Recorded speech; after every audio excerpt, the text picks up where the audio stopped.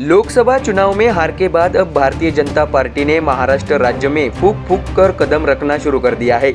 लोकसभा चुनाव में बीजेपी ने 28 सीटों पर चुनाव लड़ा था, लेकिन पार्टी को सिर्फ 9 ही सीटें मिली। तो वही पिछले चुनाव में बीजेपी ने 23 सीटें जीती थी, लेकिन इस साल बीजेपी को 14 सीटों का नुकसान हुआ।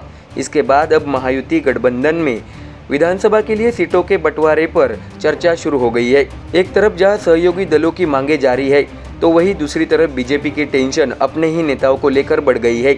आपको बता दें कि 2014 में बीजेपी ने विधानसभा की 122 सीटें जीती थी, तो वही 2019 में बीजेपी की सीटें 105 पर आ गई। इस साल बीजेपी का आंकड़ा 100 के अंदर आने की संभावना है।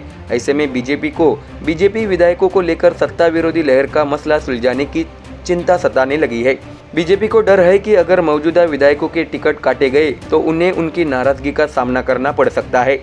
बीजेपी को चिंता है कि अगर जिन विधायकों के टिकट काटे गए हैं वे महाविकास आघाड़ी में चले गए तो क्या होगा। नाराजगी का सामना करने से बचने के लिए बीजेपी अपने मौजूदा विधायकों से संवाद कर नुकसान को कम करने की कोशिश कर रही है। आपको बता दें कि पार्टी का इरादा उन विधायकों के टिकट काटने का है जो प्रतिद्वंदी को कड़ी टक्कर नहीं दे सकते। बीजेपी को डर है कि टिकट कटा तो विधायक बागी हो जाएंगे या सीधे महाविकास आघाड़ी में चले जाएंगे। आपको बता दें कि लोकसभा चुनाव में शरद पवार के पास कई सीटों पर उम्मीदवार नहीं थे।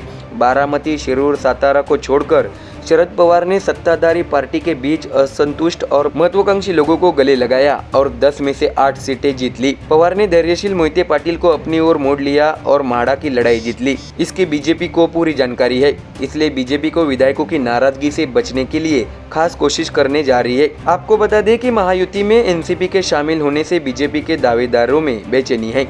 कागल में सरमजीत सिंह गाडगे ने कमल छोड़कर तुतारी का दामन थाम लिया है।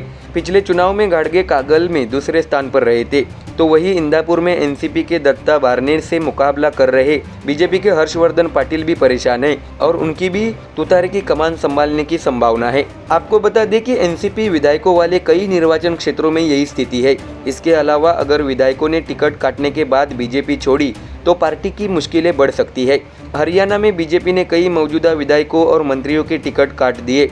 इसका खामियाजा बीजेपी को भुगतना पड़ा और कई लोग पार्टी छोड़कर कांग्रेस में शामिल हुए। कुछ तो निर्दलीय चुनाव लड़ने जा रहे हैं। ऐसे में महाराष्ट्र में हरियाणा की पुनरावृत्ति रोकने के लिए बीजेपी सतर्कता बरत रही है। अब देखना यह है कि आने वाले विधानसभा चुनाव को लेकर बीजेपी की रणनीति क्या होती है। Bureau report, MDR news.